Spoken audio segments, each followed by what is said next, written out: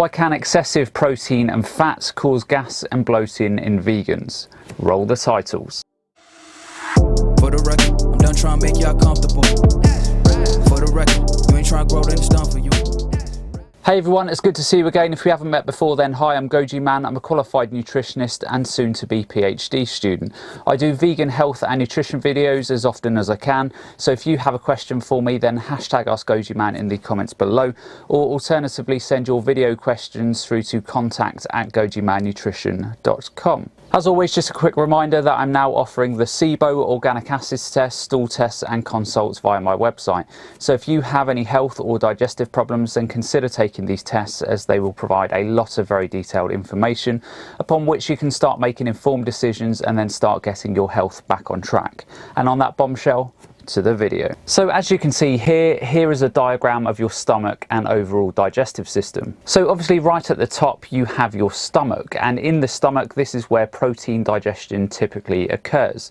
So what exactly does this mean for the average vegan when you load up on high amounts of protein? So when you eat high amounts of protein or protein powders, your body will produce more hydrochloric acid, and it's this hydrochloric acid production that will stimulate the production of certain digestive enzymes that will ultimately kickstart the digestive process. So once the hydrochloric acid and digestive enzymes go to town on the proteins and food in your stomach, the acidic chyme is released into your small intestines.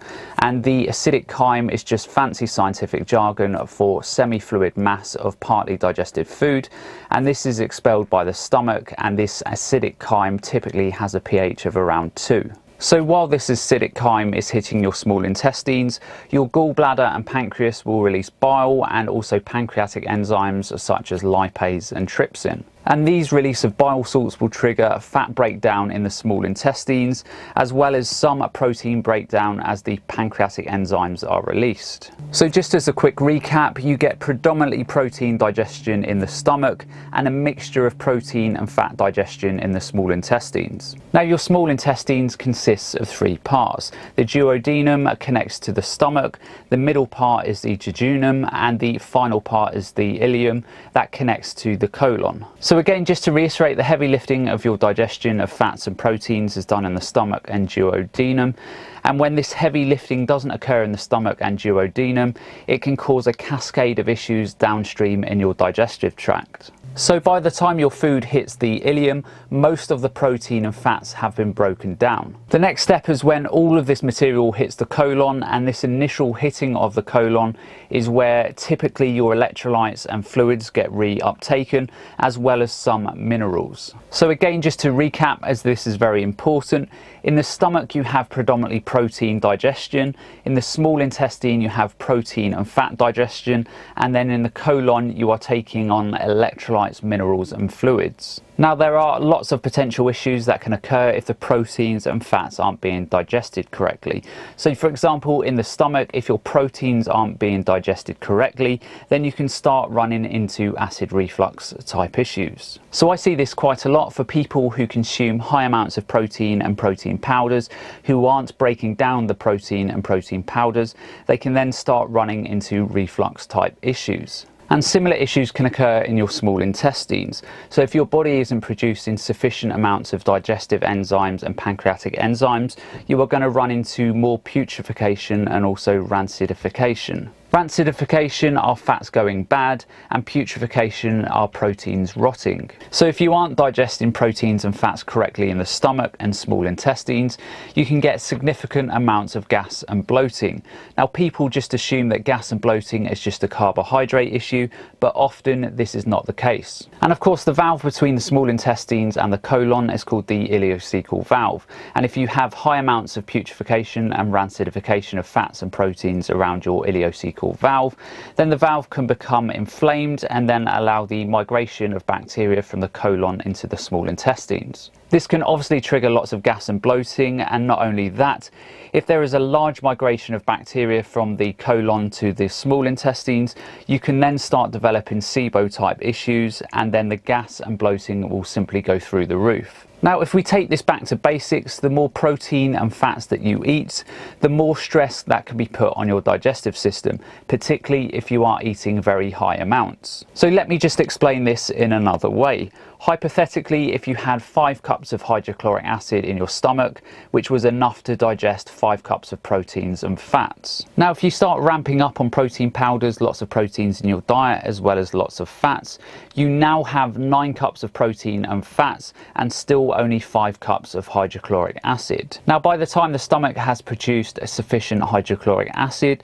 the fats and proteins will have hit the small intestines, where putrefaction, rancidification and gas and bloating can occur. And this whole cycle of insufficient digestion will obviously cause the increase in things like acid reflux. So everything is interconnected, so not enough stomach acid means undigested proteins and fats hitting your small intestines, and beyond this it will cause a cascade of effects, so more gas and more bloating and much more digestive pain. Now, there are various ways of testing to see where these issues are coming from. So the comprehensive stool test, for example, is good for looking at whether there is any pancreatic enzyme issues or whether there is any fat malabsorption issues. It can also tell you if there is any dysbiosis of bacteria or pathogenic bacteria that is causing issues with protein and fat metabolism. If there is massive amounts of gas and bloating, then it may not just be a protein and fat issue. It could be bacterial problems in the small intestines causing the fermentation of fibre that then triggers high amounts of putrefaction and rancidification of the proteins and fats. So the SIBO test will tell you whether you have more methane or hydrogen in your gut. And as a very generalized rule, if you have lots of gas and flatulence, if you have foul smelling gas, then this will typically be methane issues.